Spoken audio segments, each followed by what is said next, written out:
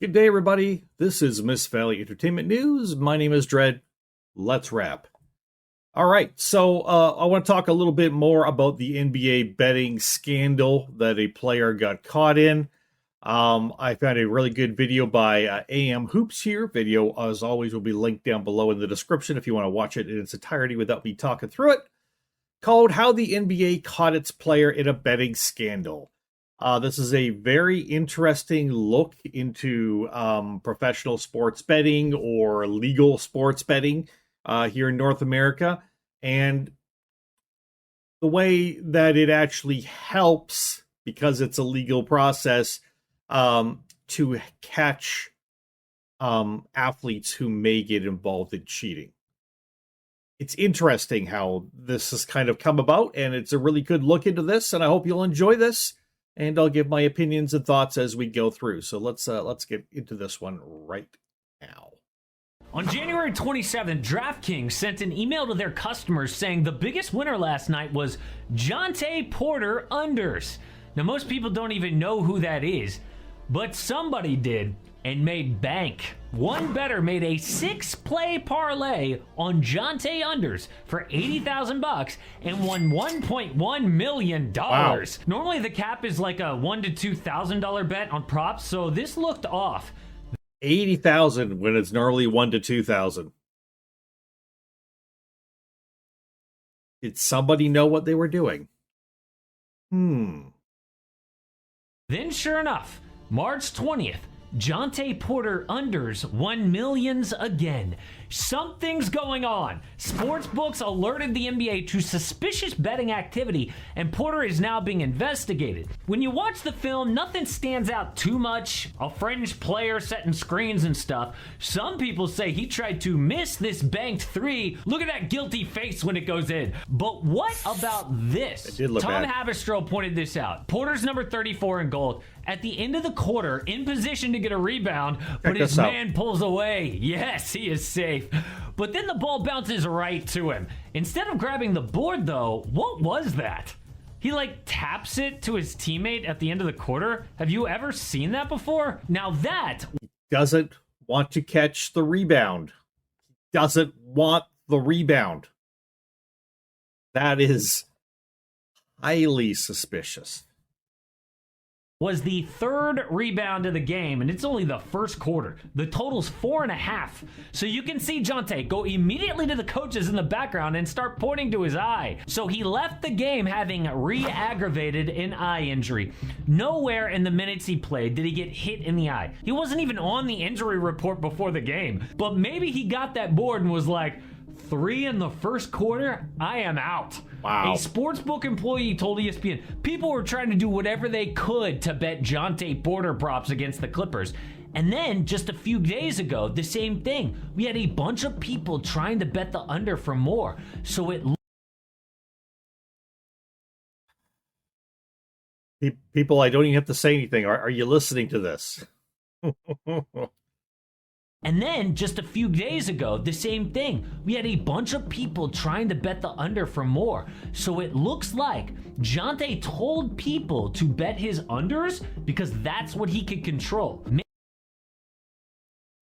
This is not good, people. This is not a good look for the NBA. It is really not. Maybe an organized crime person approached him to pay a flat fee to hit the under. Then that mob guy sent runners all over the country to different books to place bets. It's really suspicious if one person makes a huge bet, but spread out, less red flags. But after getting away with it, they did it again? So stupid. Jonte Porter is a random player, but that's why he would do this. Porter's on a two-way contract in Toronto, which means G League and the NBA. And I realized this story is missing something, and it's missing something not provable by fact. Maybe it's missing it on purpose, but this story is missing something. As they talk about why he would do this, because he's a fringe player, blah, blah, blah, blah, blah. The story touches on something, but doesn't go down the deep, dark tunnel that it probably should. And I will point that out a little bit later in the video and show you what I'm proposing could be happening from this, okay? Again, so stupid. Jonte Porter is a random player, but that's why he would do this. Porter's random, on a though. two-way contract in Toronto, which Not means random. G League and the NBA. He makes $415K per year, which is a ton of That's a fuck ton of money. I'm sorry, excuse my language. That is a fuck ton of money to somebody who makes like $52,000 a year and spends let's see, probably about 50% of that in taxes. And of the other money that I get, I probably spend 50% of that other money on just rent and food. Because those things keep going up in my country. Astronomically up. Oh, thank goodness taxes are going up in 2 more days, another 23%. Thanks, Canadian government. You're thinking about moving to Canada? Don't. In fact, move somewhere else and then come adopt me and take me there. Because I'd like to go somewhere where I can actually afford to survive. Because I can't here. money, but not among his peers. He is surrounded by millionaires, including his brother, Michael Porter. Bing, bing, bing, bing, bing, bing, bing, bing, bing, bing, bing, bing, bing, bing. Here is where they point out who he's related to, but don't go any further. Okay? Listen to this. Per year, which is a ton of money, but not among his peers. He is surrounded by millionaires, including his brother, Michael Porter Jr., who signed a $179 million contract. I am not.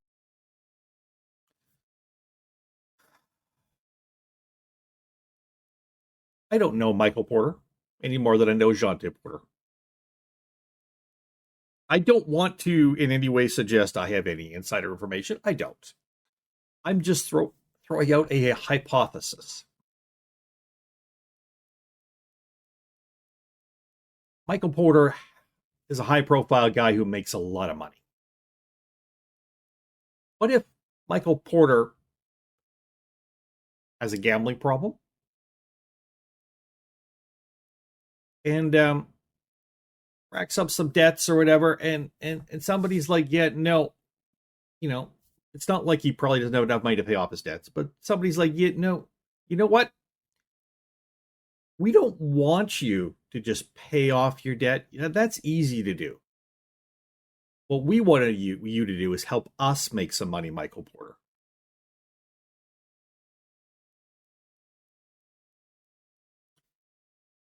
This, to me, is a more likely outcome than a fringe NBA player making, was it $500,000 a year or whatever the hell it is,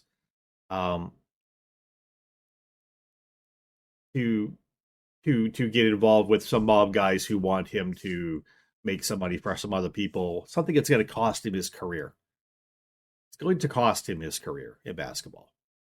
He may be able to go over to Europe and play eventually. I don't know, but it's certainly going to cost him any chance to continue being in the NBA.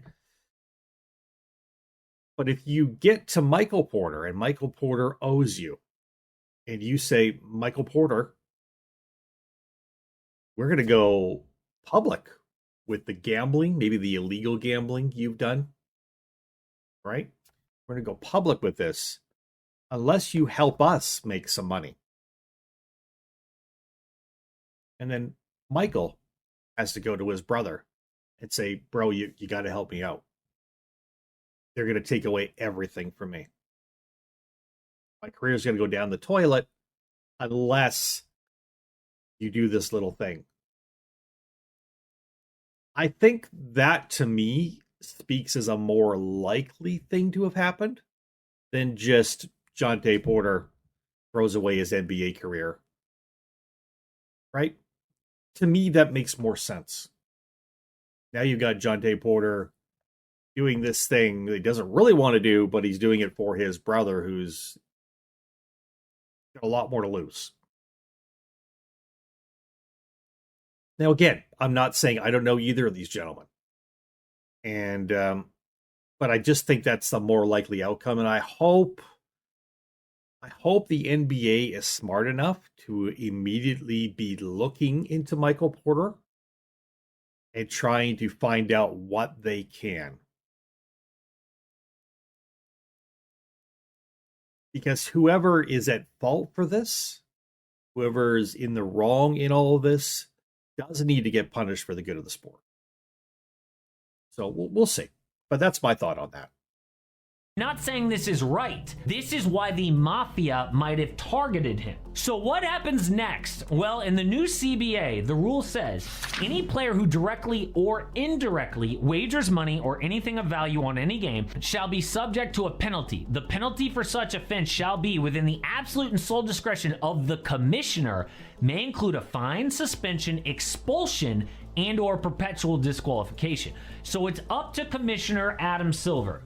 And honestly, he is lucky it is Jonte Porter. He could throw the book at this dude, suspend him for life to scare other players.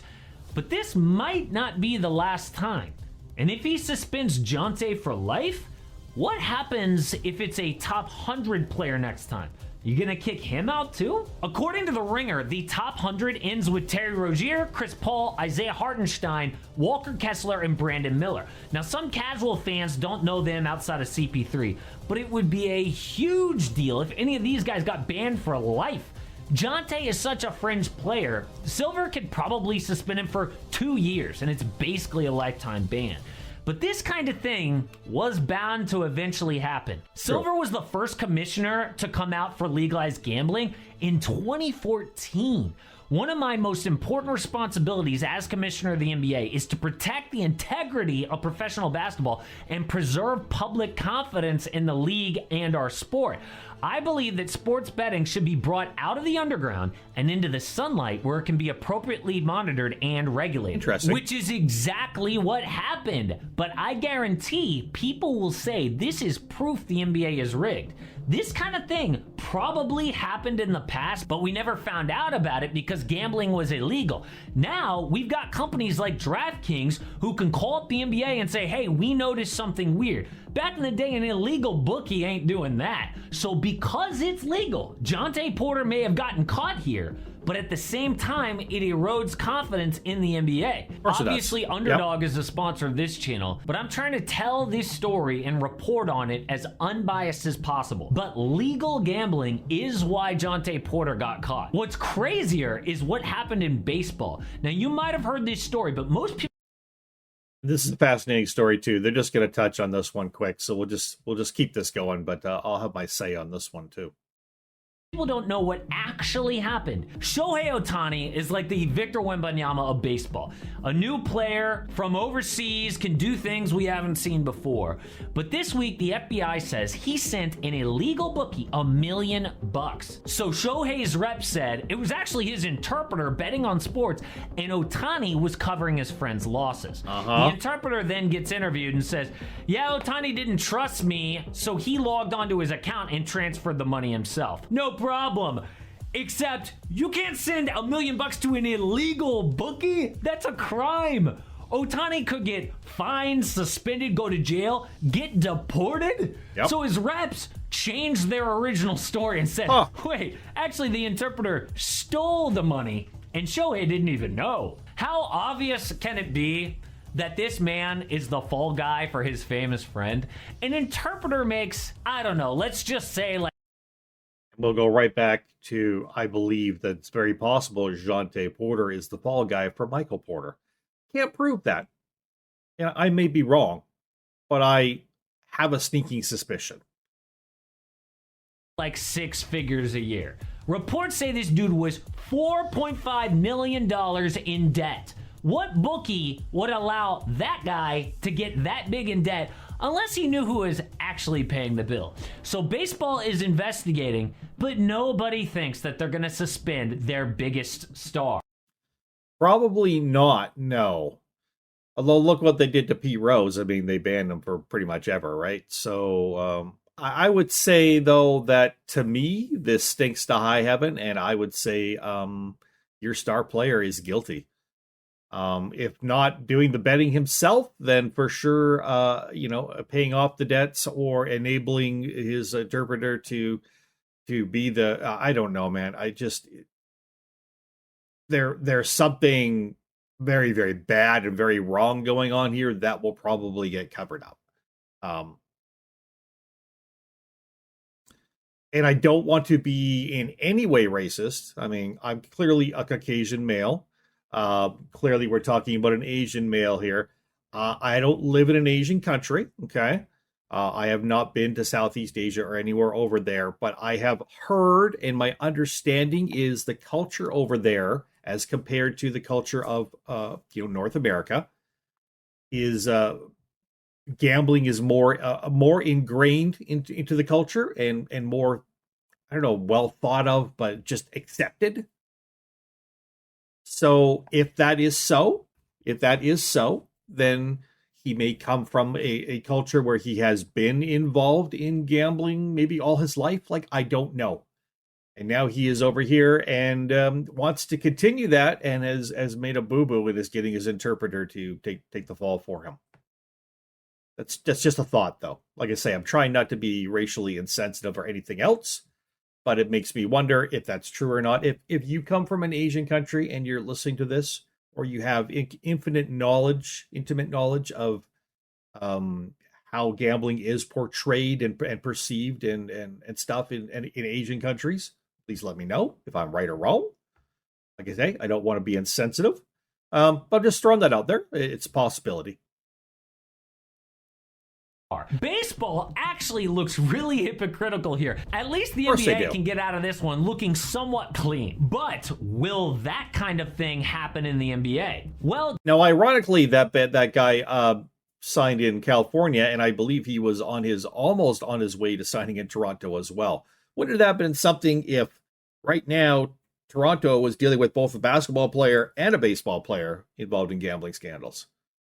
Whew. Toronto, I hate to tell you, but you may have, city of Toronto, you may have dodged a bullet a little bit there, right? Gambling has been legal in Europe for a long time. Their biggest scandal was back in 2009. Around 200 people, including 32 players, were involved in rigging about 200 games across 9 countries. But here's the catch. The most high-profile rigged game was played in Turkey. The rest of the matches were teams no one's ever heard of. People thought it might be in the Premier League or maybe La Liga, even in France, but no. It's just not worth it for super rich players to get involved. So criminals target unless those super rich players are forced to, as they've done something they don't want to get out.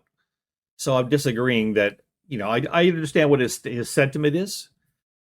Financially, it just doesn't make sense for them to get involved. But if they get stuck in a situation where they've done something, somebody knows about it, and that person leverages that.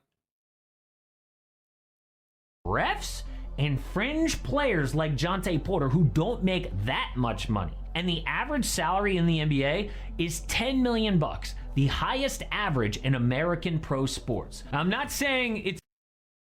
And again, how much do you think Jonte Porter would have got paid to help somebody, win on their $80,000 bet? Doesn't make a lot of sense to me. Doesn't make a lot of sense to me, people. It's impossible, obviously not. But I would first look at, college sports where this has happened before, yes, or even low-level NFL players before the NBA. So hopefully the NBA puts a limit on fringe players like this and keeps a close eye on their referees, because otherwise another scandal is coming. I'd agree. I'm sure there's more out there we just don't know about, and I'm sure there's probably more coming, but I would also say NBA should keep an eye on their star players as well, especially if their star players are related to fringe players. You could see, again, I'm sure you can all see what I'm talking about. Maybe there's some Michael Porter fans out there who are going to jump all over me. That's fine. Again, I'm not saying Michael Porter is guilty of anything. I am saying, though, because his brother is under investigation, they should be investigating Michael Porter as well and making sure that they can clear him and say, no, as far as we can tell, he's not involved in anything. Or they should be digging deep and finding out if there is any dirt there. That should be part of their investigation. And if they don't do that, then they are hypocrites and they're idiots, because they need to investigate that. They absolutely need to investigate that. Anyways, that's kind of my thoughts on this. It's a fascinating look into, professional, organized, legal betting here in North America on sports. And some of the pitfalls. I mean, are the pitfalls because it's legal? No, I think it being legal means more people are involved in it. That's true. More people talk about it openly, and obviously, athletes who may have friends who are involved in gambling and betting, or may have done it themselves at one time. Professional athletes may get tempted to get involved in it for sure. They're human beings. They got to take a long, hard look at their paycheck and think about what they're doing. That's for sure. So, from Miss Valley Entertainment News, my name is Dredd. Hope you all enjoyed this. See you all later. Bye bye.